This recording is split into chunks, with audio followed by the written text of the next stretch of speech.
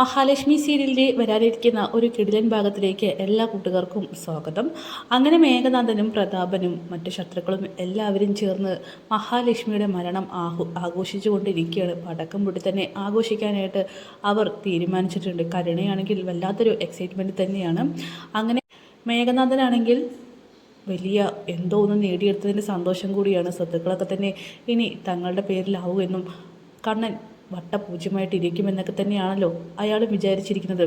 അങ്ങനെ വേഗം തന്നെ വന്ന് മഞ്ജുവിനോട് കാര്യങ്ങളൊക്കെ തന്നെ പറയുകയാണ്.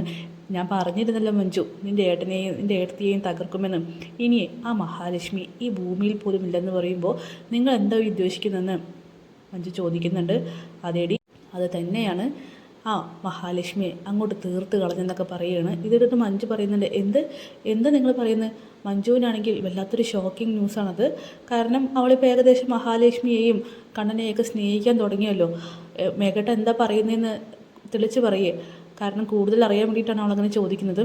അതോ എല്ലാം നടന്നു കഴിഞ്ഞതിന് ശേഷം നിന്നോട് പറയാമെന്ന് കരുതിയിരുന്നതാണ്. ബോംബ് വെച്ച് ഭീഷണിപ്പെടുത്തിയിട്ട് അവളെ ഒരിടം വരെ എത്തിച്ചു.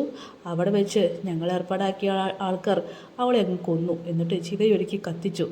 വേണമെങ്കിൽ ഈ വീഡിയോ കണ്ടോ എന്ന് പറഞ്ഞുകൊണ്ട് ആ വീഡിയോ കാണിച്ചു കൊടുക്കുന്നു. മഞ്ജു ആണെങ്കിൽ അത് കണ്ട് ആകെ ഷോക്കാവുകയാണ്.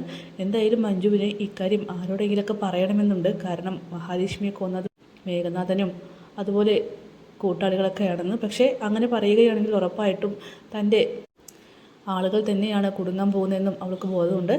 എന്തായാലും മഹാലക്ഷ്മി മരിച്ചെന്നറിയുന്ന സമയത്ത് മഞ്ജുവിന് വല്ലാത്തൊരു ഷോക്കിംഗ് ആണ് ഉണ്ടാവുന്നത്. അങ്ങനെ അവൾ കരയുന്നൊക്കെയുണ്ട്. അങ്ങനെ മേഘനാഥൻ ഈ ചെയ്തു കൂട്ടുന്നതൊന്നും ശരിയല്ലെന്നുള്ള രീതിക്ക് മഞ്ജു ആണെങ്കിൽ മേഘനോട് പറയുന്നു, നിങ്ങൾ എന്തിനാണ് എപ്പോഴും അവർ തകർക്കാനായി നടക്കുന്നത്? ഒരിക്കലും കണ്ണേട്ടനും മഹാലക്ഷ്മിയും സന്തോഷത്തോടെ ജീവിക്കാൻ നിങ്ങൾ അനുവദിക്കില്ലേ?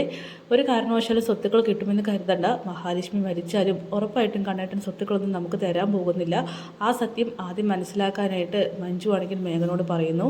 നീ എന്തിനാണ് എപ്പോഴും അവരെ സപ്പോർട്ട് ചെയ്ത് സംസാരിക്കുന്നത്? നീ നിർത്തിക്കോ മര്യാദയ്ക്ക്, അല്ലെങ്കിൽ നിന്നെ ഞാനങ്ങ് ഡിവോഴ്സ് ചെയ്ത് കളയുമെന്നൊക്കെ പറയുന്നു. ഇത് കേട്ടിട്ട് മഞ്ജു ആണെങ്കിൽ അല്ലെങ്കിലും നിന്നെ ഞാനടാ കളയാൻ പോകുന്നതെന്നൊക്കെ മനസ്സിൽ പറയുന്നുണ്ട്.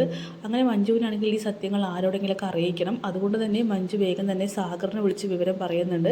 ഇതുപോലെയുള്ളൊരു കാര്യം ഒപ്പിച്ചിട്ടുണ്ടെന്നും. ഇത് കേട്ടിട്ട് സാഗറാണെങ്കിൽ ഷോക്കാവുന്നുണ്ടെങ്കിൽ സാഗറിന് ഏകദേശം കാര്യങ്ങളൊക്കെ അറിയാം. മാർക്കോയാണ് ഇതിന് പിന്നിൽ കളിച്ചിരിക്കുന്നത്. മഹാലക്ഷ്മി ഒരിക്കലും അവന് കൊല്ലില്ല എന്നും, അതായത് മേഘനാഥൻ കൊല്ലില്ല എന്നും. എന്തായാലും മഞ്ജുവും ആകെ ടെൻഷനിലാണ്.